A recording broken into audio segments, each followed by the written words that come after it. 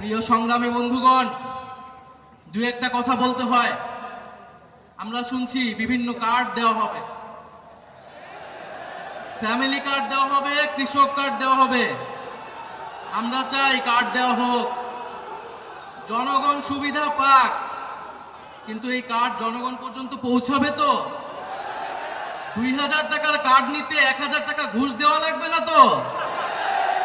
তাহলে ঘুষ, চাঁদাবাজি সেটা যদি আমরা নির্মূল না করতে পারি, এই সকল সুযোগ সুবিধা কি জনগণের কাছ পর্যন্ত পৌঁছাবে? একদিকে বলা হচ্ছে কার্ড দিবে, আরেকদিকে ঋণ খেলাপিদেরকে সংসদে নিয়ে যাওয়ার চেষ্টা করা হচ্ছে, নির্বাচন কমিশনকে ব্যবহার করা হচ্ছে, আদালতকে চাপ প্রয়োগ করা হচ্ছে। ফলে এ কেমন দ্বিচারিতা?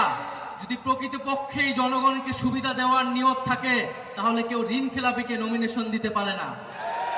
যারা ঋণ পরিশোধ করে নাই, তারা সংসদে গেলে আপনার মনে হয় তারা ঋণ পরিশোধ করবে? আর এরা আবারও ঋণ নিবে, এরা আবারও টাকা লুট করবে, এরা আবারও টাকা পাচার করবে বিদেশে।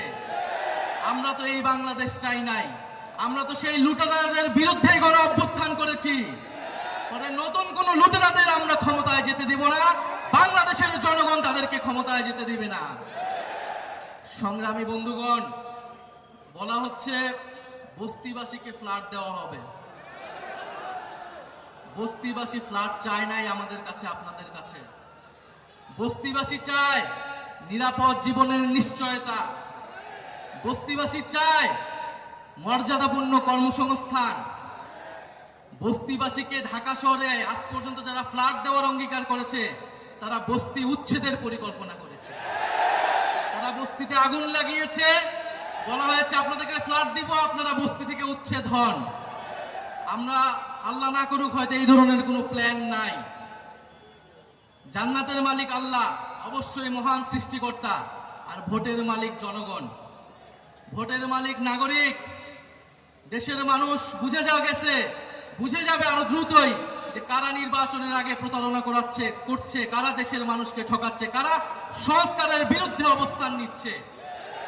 প্রিয় সংগ্রামী বন্ধুগণ, 12ই ফেব্রুয়ারি 10 দলীয় নির্বাচনী ঐক্যের সমর্থিত যার প্রার্থী রয়েছেন, যার যেখানে মার্কা রয়েছে, এই ঢাকা 15 আসনে দাঁড়িপাল্লা, অন্যান্য আসনে শাপলাকলি, রিক্সা সহ 10 দলীয় জোটের যেই মার্কাগুলো রয়েছে, আপনারা তাদেরকে জয়ী করবেন, তাদের সাথে থাকবেন। আমরা ঐক্যবদ্ধভাবে বৈষম্যের বিরুদ্ধে, দুর্নীতির বিরুদ্ধে আর ইনসাফের পক্ষে আমরা নতুন বাংলাদেশ গড়ে তুলব।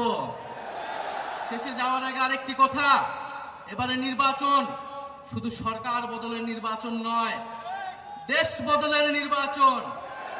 এবারের নির্বাচন ক্ষমতা পরিবর্তনের নির্বাচন নয়, ক্ষমতার কাঠামো পরিবর্তনের নির্বাচন।